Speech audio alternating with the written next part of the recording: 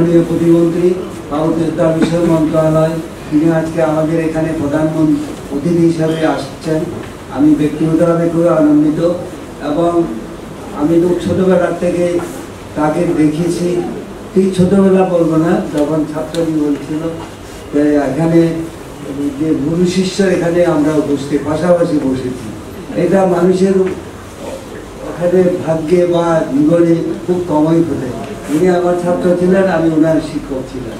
আজকে উনি আমার অনুষ্ঠানে উনি আমার প্রধান অতিথি, আমার ছাত্র, সেটা আমার গৌরব। এটা আমার আমি বিষয়টা যে আজকে বলতে চাই, আসলে পাহাড়ের পরিস্থিতি এটা অশান্ত। আমি বলবো এখানে বলা হচ্ছে যে এটা অশান্ত হয়ে যাতে না উঠতে পারে, আমাদের একটু চেষ্টা মিলিতভাবে করা দরকার।